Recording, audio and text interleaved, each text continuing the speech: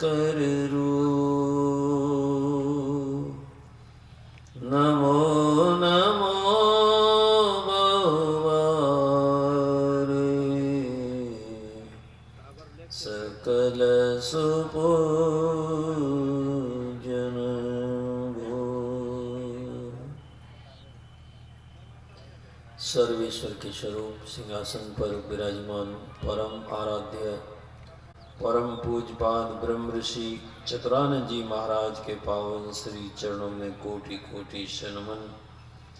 मंच पर विराजमान पूजनीय संतजन, वंदनीय सत्संग प्रेमी माताओं एवं बहनों, सभी को बार बार नमन और वंदन। और एक बार फिर निवेदन है,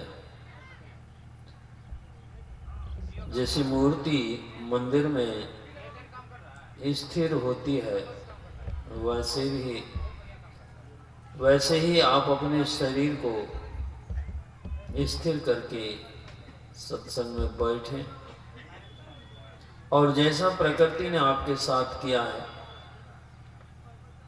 मुंह पर दरवाजा लगाया है और कान पर ढक्कन नहीं लगाया है, और मुंह एक है और कान दो हैं, ये बात निश्चित कीजिए करती है। मुंह बंद और कान खुले हुए प्रकृति ने दिए हैं, तो उसका सदुपयोग कौन करेगा? हाथी के कान बहुत बड़े होते हैं और मनुष्य के कान बहुत छोटे होते हैं, लेकिन कौन सुनेगा? सुनता हाथी भी है और सुनता मनुष्य है। हाथी मनुष्य के ऊपर सवारी नहीं कर सकता है, लेकिन मनुष्य हाथी के ऊपर सवारी करता है। ऐसा क्यों होता है? यदि आप अपने जीवन पर चिंतन करते हैं तो ये बात समझ में आती है। और जो भी सत्संग प्रेमी आते हैं उनको बस वहीं बैठ जाना है, बीच में मन चुके आगे पीछे और बात करना, ये बिल्कुल सत्संग की अवहेलना है। जिनको भी बैठना है बस चुपचाप इशारे से बैठ जाएं, बीच में बातें नहीं करें। लोग निमंत्रण पत्र लिखते हैं और निमंत्रण पत्र के ऊपर एक श्लोक भगवान गणेश जी का लिखते हैं। जिसने लिखा है और छापा है और किसी ने किसी के घर निमंत्रण पहुंचाया है, निमंत्रण की तारीख तिथि देख करके लोग उसको कूड़ेदान में रख देते हैं, लेकिन उस पर क्या संदेश आया ये लोग विचार नहीं कर सकते। भगवान गणेश जी से प्रार्थना किया गया, हे भगवान हमारे सभी कार्य बिना विघ्न के संपन्न हो। छापने वाले ने छापा, पढ़ने वाले ने पढ़ा और किसी ने कचरे में रखा, लेकिन किसी ने इसके संकेत को समझा। जो जिस चीज की कीमत समझ जाते हैं, आप देखते होंगे गांव घर में गोबर की कीमत को लोग जानते हैं, उसको हाथ में भी लेते हैं और फिर उठाकर सिर पर भी रखते हैं, क्योंकि उनको समझ में आ गया है कि इस गोबर से हमारी जीविका चलेगी। ऐसे ही लोग सदग्रंथ की शोभा यात्रा निकालते हैं। एक व्यक्ति विशेष उस ग्रंथ को अपने सिर पर धारण करता है। वो ग्रंथ के प्रति श्रद्धावान तो है, लेकिन उसको यह नहीं पता इस ग्रंथ में क्या लिखा है, और उसको सिर पर धारण करके उसकी शोभा यात्रा निकाली जाती है। और एक व्यक्ति उसका वाचन करता है, उसको शरीर की मलिनता जल से धोई जाती है। ठीक वैसे ही मन की मलिनता धोने के लिए ये सत्संग है, और जो सत्संग में स्नान करते हैं उनकी मलिनता घटती है और फिर उनका आगे वाला काम होता है। उस हाथी को नहीं पता है। जब हाथी को नहीं पता है और ऐसा ही काम आदमी भी करता है, तो हाथी और आदमी में कोई फर्क बचा? कोई फर्क नहीं है। इसलिए करना क्या चाहिए? इसलिए बिनु सत्संग विवेक न होई, राम कृपा बिनु सुलभ न सोई। अब हाथी वाले प्रसंग को छोड़कर आप थोड़ा सत्संग के बारे में विचार करें, क्योंकि उसमें बहुत समय लग जाएगा। तो सत्संग जीवन में नहीं हो, आप कहेंगे हमको सत्संग से क्या मिलेगा, हम सत्संग में क्यों जाएं, हम तो कभी सत्संग में जाएंगे ही नहीं। क्या सत्संग हमको खाने को दे देगा, या कपड़े दे देगा, या मकान दे देगा? आपने विचार कर इस बात को नहीं कहा है। यदि आपको सत्संग नहीं मिला होता तो कान के छेद तो होते और मुंह में वाणी नहीं होती, अर्थात आप कान होते हुए गूंगे होते और बहरे होते। आप कहेंगे हम तो कभी गए नहीं सत्संग में, बड़े बड़े फिल्मी गाने आते हैं, हम तो भजन और गजल गाते हैं। नहीं, आपको सत्संग हुआ है, आपने उस सत्संग की ओर गौर नहीं किया है। उस सत्संग आपको जन्म से पहले ही था, लेकिन आपका जब जन्म हुआ, जगबीती नहीं अपबीती बात पर विश्वास आपको ज्यादा होता है। जब आपका जन्म हुआ था तो आप कौन सी भाषा बोलते थे? अंग्रेजी बोलते थे। अभी तो आप कहते हैं हम अंग्रेजी जानते हैं, आप तो आप कौन सी भाषा जानते थे? अरबी जानते थे, फारसी जानते थे, उर्दू जानते थे। उस समझ कर मां ने आपके कान के माध्यम से ऐसी औषधि पिला दी कि आपके मुंह से वाणी प्रकट हो गई। तो क्या हुआ? खुटसंग हुआ कि सत्संग हुआ? आप बोलना सीख गए, आप समझना सीख गए। कैसे हुआ? यही तो सत्संग है। और सिखाने वाले को ही तो गुरु कहते हैं। और आपको पिता ने उंगली पकड़कर चलना सिखा दिया। आप सोचते हैं कि हम तो दौड़ते हैं। नहीं, दौड़ के पीछे सिखाने वाले गुरु थे आपके पिता ने चलना सिखा दिया। और अध्यापक ने इन आंखों के भीतर एक और आंख प्रकट कर दी और आप पढ़ना सीख गए, लिखना सीख गए। कोई कारीगर मिल गए तो आपको कोई कारीगरी सिखा दी। इंजीनियर बन गए, डॉक्टर बन गए, वकील बन गए, तो किसी से सीख करके बन गए, अपने आप नहीं बने। हाँ, अपने आप की योग्यता पिछले संस्कारों को लेकर के जीवात्मा आती है, उसके पीछे भी सिखाने वाली एक अनंत शक्ति है। लेकिन अभी इतना समझ लेना है, क्या माँ के प्रति आपको श्रद्धावान नहीं होना चाहिए? इतने श्रद्धावान होते हैं कि माँ को यदि कोई कुछ दे दे तो माँ के आंसू बाद में निकलते हैं। आपके बचपन में आंसू निकलते थे कि नहीं? जरा देखो तो श्रद्धा थी कि नहीं? पिता को कोई बाहरी आदमी आकर कुछ कह दे, कोई कारीगर आपने सीखी है और उसकी तो आप औजार भी पूजा करते हैं, उसकी भी पूजा करते हैं। और आध्यात्मिक गुरु, ये संसार के गुरु आपके शरीर के लिए सहायक हैं, लेकिन आपके अध्यात्मिक के गुरु इस शरीर का सार आत्मा है। उस आत्मा के ज्ञान को जो बताने वाले गुरु हैं वो सबसे ऊपर हैं। और इसीलिए वेद और सदग्रंथों में गुरु की महिमा का बखान किया गया है। और एक श्लोक बस, गुरुर्ब्रह्मा गुरुर्विष्णु गुरुदेवो महेश्वर, गुरुर् साक्षात् परम ब्रह्म तस्मै श्री गुरुवे नमः। उनका सानिध्य करते हैं, अर्थात संत का सानिध्य करते हैं, और वही सत्संग है और वही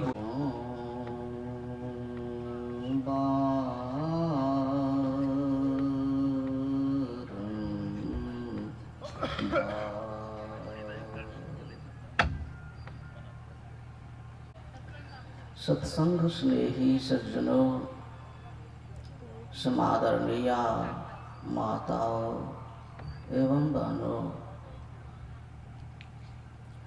हम लोग अभी भगवान वेद का विचार सुन रहे थे, इसलिए कि हम लोगों का धर्म वैदिक है, हम लोग वैदिक धर्म के हैं।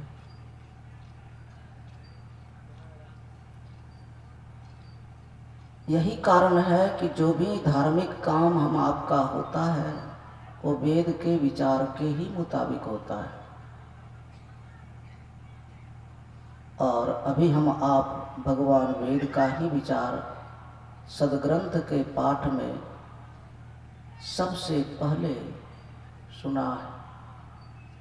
ओम युञ्जानः प्रथमं मनस्तत्त्वाय सविता धियं अग्निर्ज्योतिर्निचाय्य पृथिव्या अध्याभरत।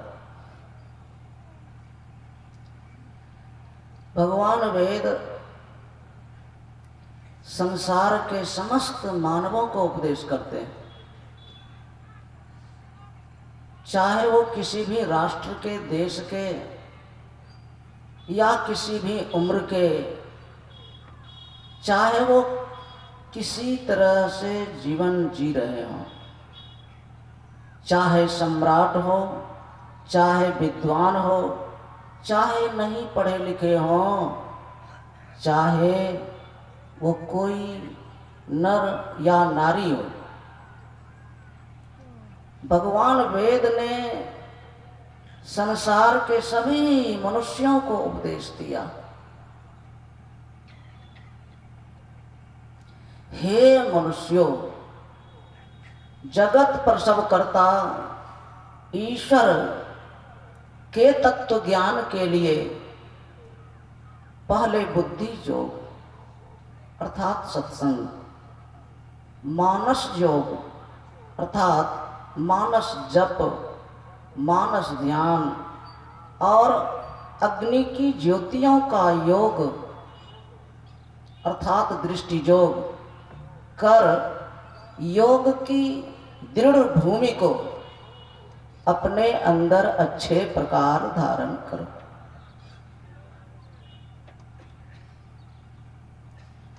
कहेंगे ईश्वर को हम क्यों जाने, और यह भी हम आप अभी सुन रहे थे, यह चेद वेदी दत्त सत्यमस्ति न चेदिहा वेदीन महति विनष्टि भूतेषु भूतेषु विचित्य धीरा प्रेत्या समान लोकाद मृता भवन्ति। यदि इस जन्म में ब्रह्म को नहीं जाना, वही ईश्वर को ब्रह्म भी कहते हैं। रामायण में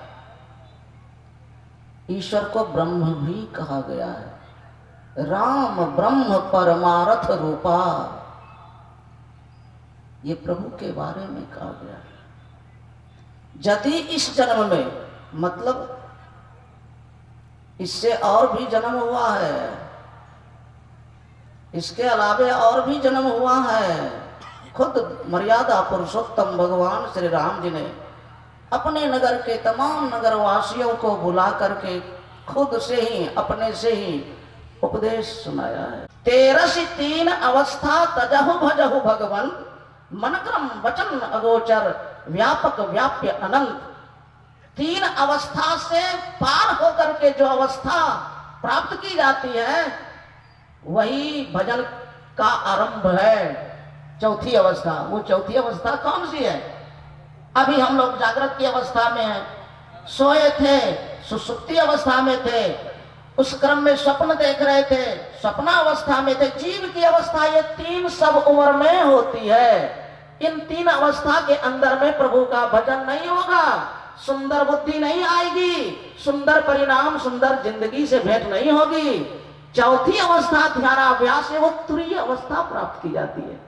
इसी को भगवान वेद ने, अभी आपने सुना, अग्नि की ज्योति का योग करो, मानो बिंदु ध्यान करो, दृष्टि योग करो, जिससे तुम अंधकार मंडल से ऊपर प्रकाश है, वो तुरीय अवस्था है। वहीं से प्रभु का भजन प्रारंभ होगा, जिससे कि तुम्हारे अंदर का सारा दोष, दुर्गुण, विकार समाप्त होगा। चिदानंदमय देह तुम्हारी विगत विकार जान अधिकारी। 6 प्रकार का विकार अंधकार में पैदा होते रहता है, होता रहेगा। आंख बंद करके जो देखते हैं अंधकार, काम प्राणी पदार्थों की चाहना, क्रोध गुस्सा, लोभ लालच, मोह मद और मत्सर, ये 6 प्रकार के विकार अंधकार में जब तक रहता है तब तक पैदा होते रहता है। ये विकार जहां जाकर के समाप्त हो जाता है, उसी जगह से प्रभु की प्राप्ति, प्रभु का भजन प्रारंभ होता है। वो होता है तुरीय अवस्था से, वो होता है बिंदु ध्यान से। कल जो पूज्यपाद श्री, आज तो शनिवार है, नहीं बताएंगे, कल प्रातःकालीन सत्संग के बाद यही वेद का असली परमात्मा के महल में जाने का जो रास्ता है, बिंदु ध्यान, दृष्टि साधन, ये बताएंगे। सब लोग सीखिए और सीख करके ध्यान कीजिए, अपने को बढ़िया जिंदगी बनाने का लायक अंतर की ज्योति जगा करके बना लीजिए। बोलिए की जय।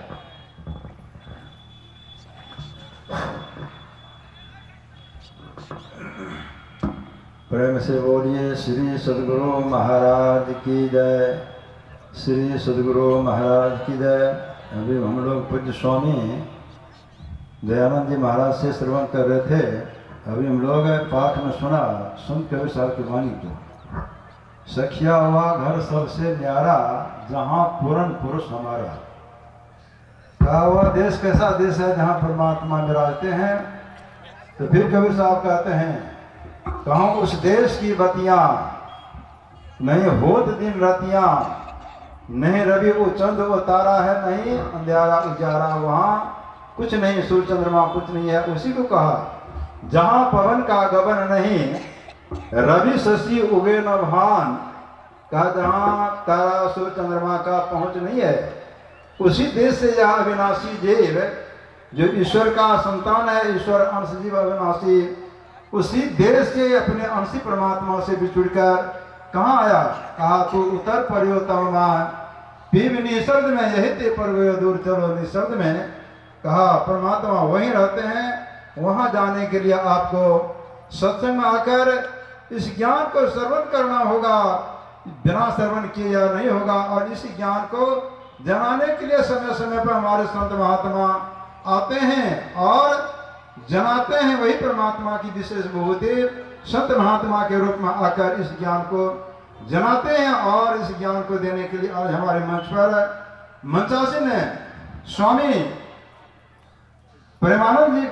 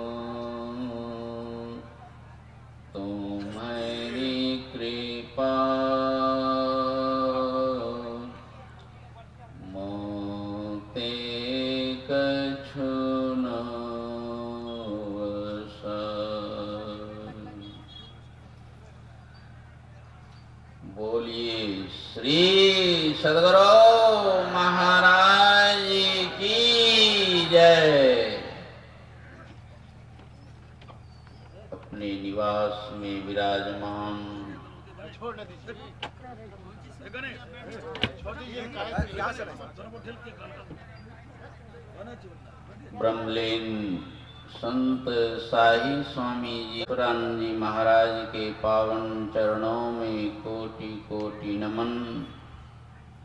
पूज्य महात्मागण, सत्संग प्रेमी सदात्माओं, माता एवं बहनों,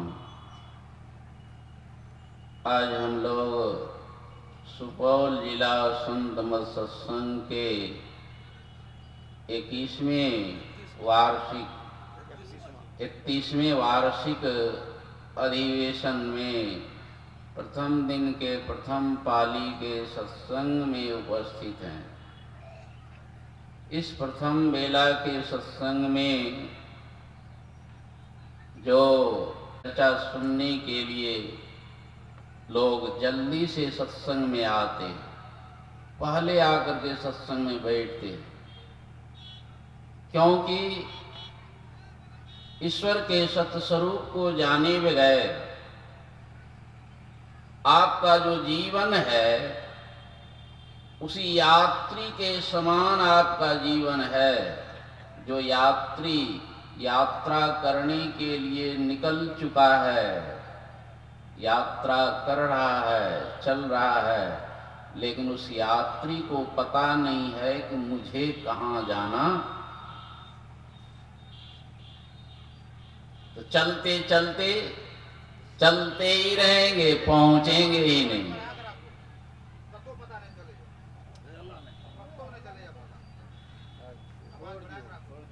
आरती के बाद ठीक कीजिएगा बाजा। जो आदमी है यहाँ वही सुनिए बढ़िया से।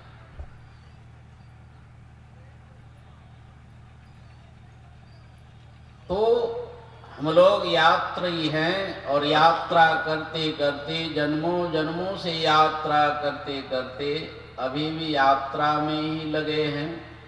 फिर ये शरीर छूटेगा, यदि ईश्वर के सत्य स्वरूप को नहीं जाना तो फिर कहाँ जाएंगे, मनुष्य शरीर नहीं मिलेगा।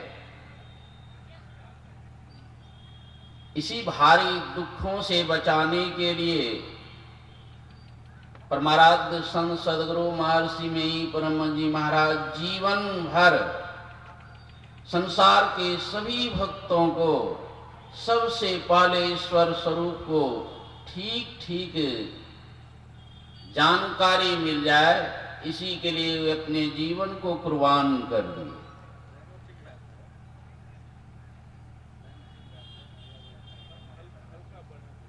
और संतमत के सिद्धांत में बहुत मजबूती के साथ गुरुदेव कहने की कृपा किए, परमात्मा के संबंध में वह कैसा है।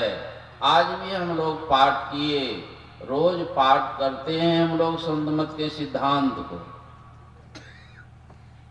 लेकिन केवल पाठ करने से तो काम नहीं चलेगा, कंठाग्र करने से काम नहीं चलेगा। एक एक शब्दों के अर्थ को जानना पड़ेगा। ये नहीं कि हमको याद हो गया, हम रोज गाते हैं, अब पूछ देते हैं कि भाई सर्वव्यापक का मतलब क्या हुआ, 30-40 वर्ष हो गया, नहीं जाने। ये उद्देश्य गुरु महाराज का नहीं है कि कंठाग्र कर लो, याद करो और रोज गाओ। गुरु महाराज कहा करते थे, जिस शब्द का उच्चारण हम करते हैं उस शब्द का अर्थ भी आपको मालूम हो। इसलिए गुरुदेव कहते थे कम से कम चतुर्थ क्लास का भी ज्ञान रखो। गुरु महाराज के जमाने में चतुर्थ क्लास शब्द का अर्थ जान लें, तब हम सिद्धांत को रोज गाएंगे। क्योंकि यह ज्ञान इतना गहन है, इतना सूक्ष्म है कि बुद्धि के परे है। इस ज्ञान को देवी देवता को धारण करने की शक्ति नहीं है। और ऊंचे से ऊंचे देवी देवता से भी श्रेष्ठ बहुत सारे देव हैं, वे भी नहीं इस ज्ञान को धारण करने की शक्ति रखते हैं। उस ज्ञान को धारण करने की क्षमता केवल मनुष्य में है, और हम सब लोगों को मनुष्य का शरीर मिला हुआ है। बहुत लोग मनुष्य शरीर छोड़ करके चले गए, तो उसकी बात ही छोड़ दीजिए, कहाँ गए। अब हम लोगों की बारी है कि मनुष्य शरीर जो मिला है तो छूटेगा। यदि ब्रह्म को जान लिया, सुन रहे थे केनोपनिषद में, यदि इस जन्म में ब्रह्म को जान लिया तब तो ठीक है, यदि इस जन्म में ब्रह्म को नहीं जाना तब तो बड़ी भारी हानि है। बड़ी भारी हानि। मनुष्य शरीर मिले छूटेगा तो मनुष्य शरीर नहीं मिलना, गधे कुत्ते की शरीर में चले जाना, 84 लाख योनि में जन्म ले लेना, यही बड़ी भारी। इसलिए हर एक मनुष्य को वेद भगवान उपदेश करते हैं, हे मनुष्यों, जगत प्रसव करता ईश्वर का तत्व ज्ञान प्राप्त करने के लिए पहले 99 ईस्वी में सत्संग हुआ था। संत साई स्वामी जी महाराज का यहाँ शुभागमन हुआ था 97। तो देख लीजिए, सत्संग जल्दी मिलता नहीं है। ये 25-26 वर्ष के बाद इस गांव में सत्संग हो रहा है। फिर कब आएगा? 25-30 वर्ष के बाद मौका लगेगा, कब मौका लगेगा ठिकाना नहीं है। इसलिए इस ज्ञान को सीखने के लिए वेद भगवान संसार के सभी मनुष्यों को उपदेश कर रहे हैं कि सबसे पहले वे बुद्धि योग करे, सत्संग करे। ऐसा सत्संग में भी बहुत बाधा है, देखते नहीं? इतना खर्च वर्च पंडाल सब कुछ लगा हुआ है, फिर भी देखिए ये ब्रह्म ज्ञान ऐसा है, एक व्यक्ति भी हिलडोल कर रहे हैं कहीं तो भगवान बुद्ध प्रवचन ही बंद कर दिए। आनंद जाकर के पूछते हैं, भगवान आप प्रवचन करने के लिए पहुंचे भिक्षुओं के समक्ष, बिना प्रवचन किए आप क्यों लौट आए? तो भगवान ने क्या कहा? आनंद, आज का जो विषय था अत्यंत गंभीर विषय, आज का जो विषय था अत्यंत सूक्ष्म विषय था। आनंद कहा कि भगवान गंभीर विषय था तो क्या हुआ? कहा कि मैं उपदेश तो करता लेकिन भिक्षु लोग ग्रहण नहीं कर पाते। इसलिए देख रहे हैं कितना सत्संगी बन गया है इस ज्ञानी में।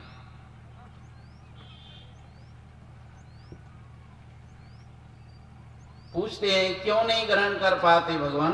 कहा उन सारे भिक्षुओं में से सब भिक्षु शांत, सब भिक्षु सावधान था, लेकिन उन सारे भिक्षुओं में एक भिक्षु का मन चंचल, एक भिक्षु गड़बड़ था। एक भिक्षु का मन चंचल था जिसके कारण उसके पैर हिल रहे थे, बैठे बैठे पैर हिला रहा है।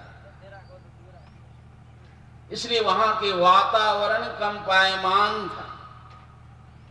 देखिए एक हलचल कर रहा है तो पूरे वातावरण कंपायमान हो रहा है। जिसका तन स्थिर नहीं है उसका मन कैसे स्थिर होगा? जिनका मन स्थिर नहीं है उनकी बुद्धि कैसे स्थिर होगी? जिनकी बुद्धि स्थिर नहीं है यहां शरीर बैठाने से क्या होगा? बैठ करके भी वो नहीं बैठे, सत्संग में आकर के भी सत्संग से अलग है, दूर है। इसलिए वेद भगवान सबसे पहले कहते हैं कि बुद्धि योग करो, और बुद्धि योग उन्हीं से होगा जिसका शरीर स्थिर है, जिसका मन स्थिर है, और तब जो सत्संग में बैठे हैं उसको तो अमृत मिलता है।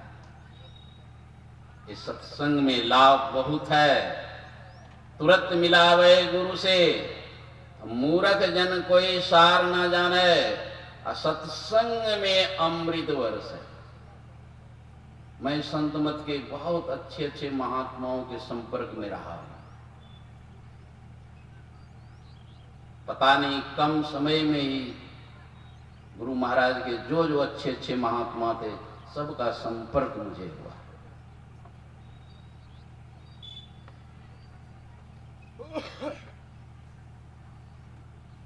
एक महात्मा में बचपन में था, इसी तरह सत्संग किसी दरवाजे पर हुआ, छोटा था चले गए।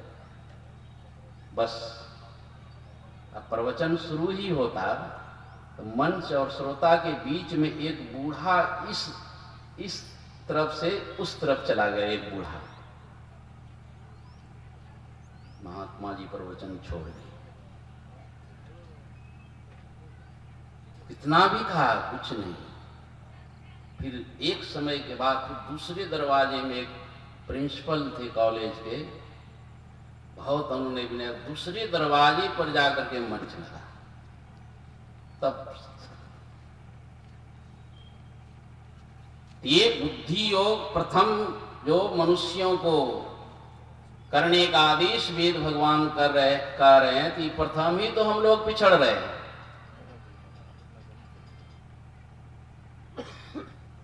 ऐसा कब संजोग लगेगा जो हमारा तन स्थिर होगा, हमारा मन स्थिर होगा, और तब बुद्धि योग करेंगे।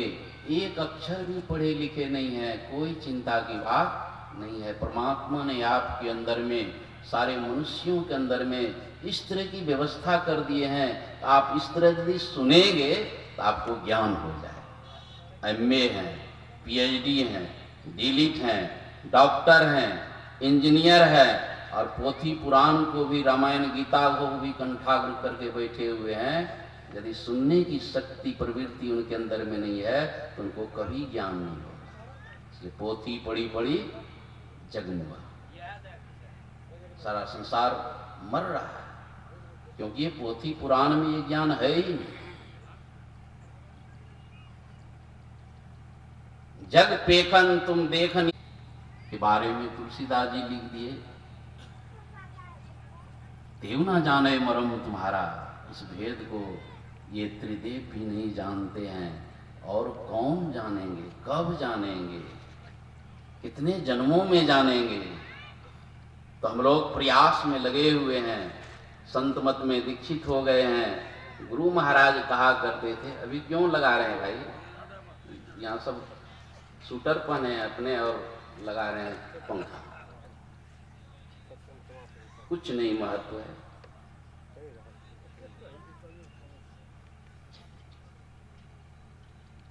गुरु महाराज कहा करते थे, यदि संत मत में दीक्षित नहीं होते करोड़ों जन्म भटकना पड़ता। अब देख लीजिए, दीक्षा ले लिए हैं गुरुदेव की कृपा से, नहीं किसी के कहने से ही लिए हैं दीक्षा, जैसे लिए हैं दीक्षा, लेकिन सत्संग में मन नहीं लगता है तो करोड़ जन्म तो नहीं भटकेंगे, लेकिन लाख जन्म जरूर लगेगा। विषयों में ही मन लागे, सत्संग से हटी। जिनका मन जो है सत्संग से हट कर रहता है, सत्संग सुनने में मन नहीं लगता है, तो गुरुदेव कहते हैं करोड़ जन्म तो नहीं लगेगा, दीक्षा ले लिया है, लेकिन ऐसे लोगों को लाख जन्म जरूर लगेगा। जो मन लगा करके सुनते हैं, अभी भी सुनते हैं, तब तो उनके अंदर में होगा कि नहीं हमको लाख जन्म नहीं लेना है, जल्दी ये करना है। संतमत के सिद्धांत में समझाते हैं, जो परम तत्व आदि अंत रहित, असीम, अजन्मा, अगोचर, सर्वव्यापक और सर्वव्यापकता के भी परे हैं, उसे ही सर्वेश्वर सर्वाधार मानना चाहिए। आज लाखों लोग गा रहे हैं, कुछ जगह तो मैंने देखा गलतिये जी पर बैठ गए तो गलतिये गा रहे हैं। इस 40 वर्ष क्या गा रहे हैं, पाठ कर रहे हैं, जो परम तत्व आदि अंत सहित।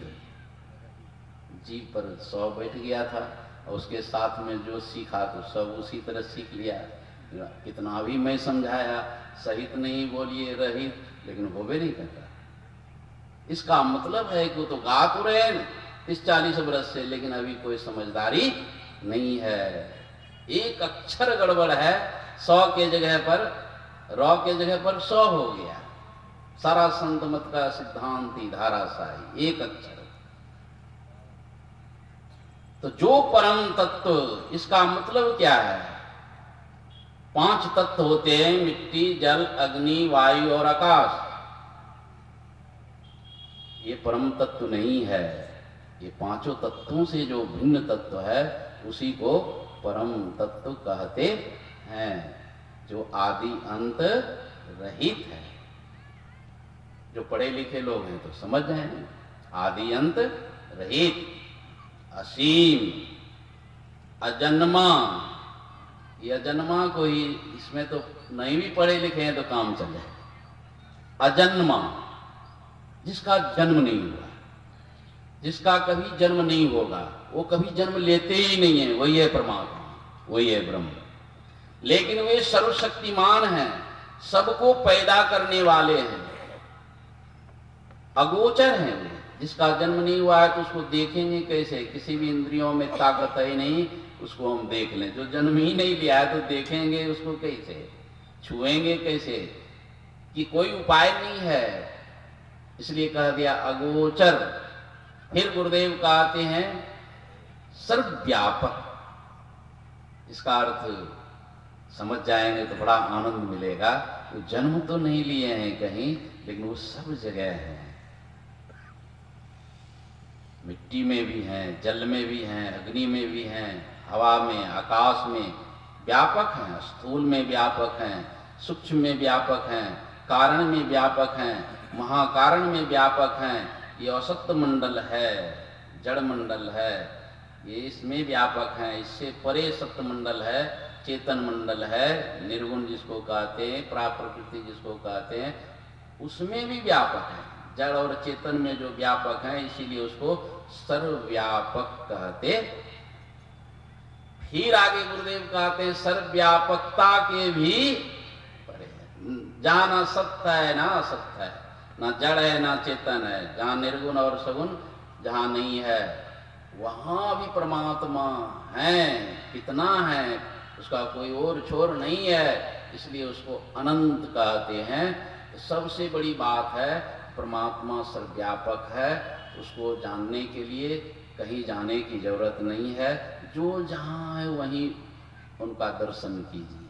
आपके अंदर भी राम है, आपके अंदर परमात्मा है, लेकिन दिखता नहीं है। एक झलक देख लेते तो सब जन्म जन्मांतर के दुख समाप्त हो जाते। फिर कभी किसी काल में आपको दुख नहीं होता। सब तरह के दुखों से सदा के लिए छुट्टी आपको मिल जाती यदि परमात्मा को जरा सा एक झलक देख लेते।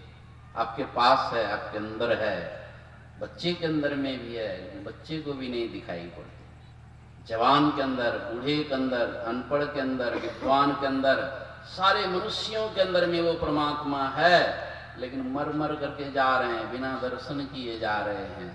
यही है बड़ी भारी गरीब हैं, इसीलिए हम अनपढ़ हैं, इसीलिए हम बच्चे हैं, इसीलिए परमात्मा नहीं दर्शन देते हैं। हम नीच जाति के हैं, इसीलिए परमात्मा दर्शन नहीं देते हैं। कहते हैं ये सब कोई कारण नहीं, एक कारण है जिस कारण से प्रभु हमें कभी जन्मों जन्मों से दर्शन नहीं दे रहे हैं। वो कारण को पहले जान लीजिए कि हमारा मन चंचल है। एकमात्र मन की चंचलता के कारण हमें प्रभु भटका कहते प्रभु का दर्शन नहीं हो रहा है और हम भटक रहे हैं। ये भी सारे मनुष्यों को पता चल जाए कि मन की चंचलता के कारण हमें प्रभु दर्शन नहीं दे रहे हैं। यदि मन एकाग्र हो जाए हमें प्रभु दर्शन अपने अंदर ही दर्शन हो जाए। बस समस्या यही है। तो इन सारी बातों को सुनने समझने के लिए वेद भगवान कहते हैं कि सबसे पहले बुद्धि योग यानी सत्संग करो। बिनु सत्संग विवेक ना होई, राम कृपा बिनु सुलभ ना। ये तो राम जी की कृपा है। इस गांव में जो है सत्संग का 2 दिनों का सत्संग का कार्यक्रम हो रहा है। जो गहराई से सत्संग सुनेंगे तो 2 दिन ही काफी है। सत्संग समझना है, से समझ लिए काम में लग जाइए। तो मन को एकाग्र करने के लिए वेद भगवान कहते हैं कि मानस योग करो। यहाँ दीक्षा की बात आ जाएगी। मैं सहरसा जिला में था तो पूछा कि कौन भगवान को मानते हैं भाई, कौन कौन? कंठी लिखा, बाबा हम भी कंठी लिए, हमने मांस मछली नहीं खाते हैं। चलिए बढ़िया बात है, नहीं खाते हैं। पूछ बात प्रधान आचार्य भी थे, उन्हीं के सामने है ना। तो कौन कौन भगवान को मानते हैं? तो कितना भगवान का नाम ले लिया है ना। तो ये कितना कितना भगवान का नाम लेने वाला का कभी भी जो है ना करोड़ों जन्मों में मन एकाग्र होने वाला। यहीं पर दीक्षा की जरूरत है। इसलिए हर एक मनुष्यों को मन एकाग्र करने के लिए गुरु के पास जाना चाहिए। उसी को मानस योग कहते हैं। अति पावन गुरु मंत्र मन ही मन जाप जपो, उपकारी गुरु रूप का मानस ध्यान। बहुत साधक होंगे जो ईमानदारी से पवित्रता से मानस जप किए होंगे, उनके अंदर में एक रूप गुरु का रूप स्थिर हो गया। 1909 ईस्वी में गुरु महाराज संत मत में दीक्षित हुए। उसके पहले 5 वर्ष तक भटकते रहे थे। दरियापंथी में मानस जप और मानस ध्यान त्राटक की क्रिया उनको दीक्षा में मिली थी। जब बाबा साहेब से प्रथम दर्शन हुआ गुरु महाराज को, ये तो साधु वेश में आ गए थे, तो पूछते हैं कि लाला तुम जो साधु बन गए हो, इतने दिनों में तूने क्या किया? तो उन्होंने बताया कि मैं दरियापंथी में दीक्षित हुए थे, कहा कि मैं मानस जप, मानस ध्यान और त्राटक की क्रिया करता। तो बाबा साहब ने कहा कि त्राटक की क्रिया मत करो।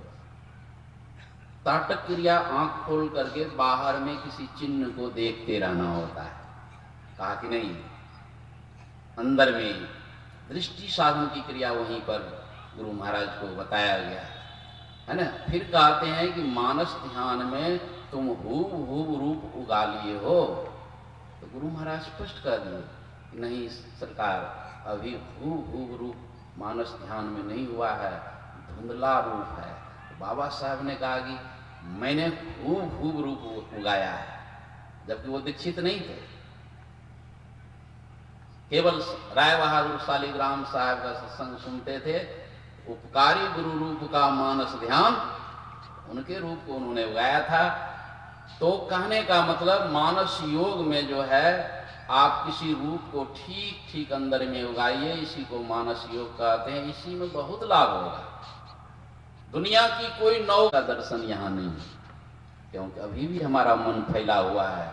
जितने बड़े रूप पर हम मन टिका करके हैं, तो उतना तो हमारा मन फैला हुआ है, उतना तो हमारा मन चंचल है। इसीलिए हम अंधकार में ही पड़े रहते हैं। दुनिया की सारी इच्छाओं की पूर्ति होती है, लेकिन आप ऊपर नहीं उठ सकते हैं। मन का पूर्ण सिमटाव करने के लिए वेद भगवान कहते हैं ज्योति योग करो। यही संत मत का असली ज्ञान है। ज्योति योग का मतलब होता है दृष्टि योग। बहुत लोग दीक्षा लेकर के दृष्टि योग साधन नहीं समझते हैं, क्योंकि तैयारी नहीं है, भूल चूक से दीक्षा ले लेते हैं। गुरु महाराज कहते हैं इसको समझने के लिए पहले शिक्षा तब दीक्षा। तो यदि भूल चूक हो गई है तो मन लगा करके जो है खूब बढ़िया से सत्संग कीजिए। और कहीं कहीं साधना शिविर लगता है, उस साधना शिविर में, शिविर मतलब होता है ट्रेनिंग, वहां जाकर के अपने गड़बड़ी को, भूल को सुधार कर लीजिए, ट्रेंड हो जाइए और खूब 365 दिन अभ्यास कीजिए। दृष्टि योग अभ्यास अति ही करत कपनी सहजे छुटे, प्रौढ़ होवे सुरत तिल दरवाजा टूटे, नजर के जोड़ से अरे हारे में ही टकटकी लगे खूब जोर वर जोर से। जो दृष्टि साधन करने वाले साधक होंगे और जिनकी दृष्टि टिकते टिकते टिक गई होगी, चाहे स्त्री हो या पुरुष, उससे कोई मतलब नहीं। उनका मन एकाग्र हो जाता है, वे अंधकार से प्रकाश में चले जाते हैं, पिंड से ब्रह्मांड में चले जाते हैं और वहाँ ब्रह्मांडी शब्द को सुनते हैं। फिर वहाँ दीक्षा लेनी पड़ती है। शब्द मंडल में सार शब्द गुरुगम होकर धर लेना, जगत जेल को इसी युक्ति से सुन में ही तजना होगा। मास ध्यान साधना शिविर हर वर्ष संत साई स्वामी जी महाराज के द्वारा जो चलाया गया है, लगभग 35 वर्ष से 16 जनवरी से 14 फरवरी 1 महीने का होता है। तो बहुत साधक शब्द साधना करने के लिए उत्सुक हुए, क्योंकि एक दिन गुरु महाराज के प्रवचन में स्पष्ट पाठ हुआ था, जिनकी आयु उम्र अधिक हो गई है, जिनका शरीर कमजोर हो चुका है, उनसे दृष्टि साधन की क्रिया नहीं होगी। उनको चाहिए कि शब्द साधना सीख करके शब्द साधना करे और अत्यंत साधना, हमको साधना ही करना है, मरते दम तक साधना करनी है। तो गुरु महाराज कहते हैं कि अत्यंत अभ्यास करते करते कभी ना कभी उनको स्थूल मंडल के केंद्रीय शब्द पकड़ा जाएगा। जो दृष्टि साधन के द्वारा मन का पूर्ण सिमटाव करके प्राप्त किया जाता है, केवल शब्द साधना करते करते करते उसको केंद्रीय शब्द जब मिल जाएंगे तो फिर आगे का रास्ता साफ हो जाएगा। तो इस तरह हम स्थूल मंडल से जब ऊपर उठते हैं, सूक्ष्म मंडल में आपकी गति होती है, दृष्टि जो है यहीं तक काम करती है, आगे के लिए शब्द सहारा लेना पड़ता है। शब्द यदि नहीं मिला तो समझिए कि अभी आप अंधे हैं, भटक सकते हैं। शब्द बिना श्रुति आंधरी, कहो कहाँ को जाए, द्वार न पावे शब्द का, फिर भटका खाए। देखिए कितनी लंबी रास्ता है, शब्द नहीं मिला तो हम अंधे बने हुए, हम कहाँ भटक जाएंगे कोई ठिकाना नहीं है। इसलिए सारे संतों ने कहा शब्द को जानो साधो भाई, शब्द साधना की जय, यही शब्द से प्रकट हुए सब, सोई शब्द गही लीजिए। जो अजन्मा है परमात्मा, कहते हैं उसको जानने के लिए प्रथम जो शब्द उत्पन्न हुआ, सार शब्द, सत शब्द, उसको ग्रहण कीजिए। उसी शब्द से सब प्रकट हुए हैं। एक ही शब्द से ब्रह्मा विष्णु महेश, करोड़ों ब्रह्मा, करोड़ों विष्णु, करोड़ों काली, करोड़ों दुर्गा, सारे देवी देवता, सारी सृष्टि की उत्पत्ति एक शब्द से ही हुआ है। उसी की खोज करनी है, वो आपके अंदर में है, सारे मनुष्यों के अंदर में है। तो कितनी साधना करनी पड़ेगी, आप अपने हिसाब किताब बैठा लीजिए, नहीं तो लाख जन्म लगेगा। यदि नियम पूर्वक साधना करते हैं, खूब अभ्यास करते हैं, 6 महीना भी अभ्यास कर लिया, दीक्षा लिए हैं, 6 दिन नियम बनेगा। ब्रह्म मुहूर्त में जगने के लिए कहा गया। बहुत लोग तो 6 बरस हो गया है ब्रह्म मुहूर्त में नींद नहीं टूटती है।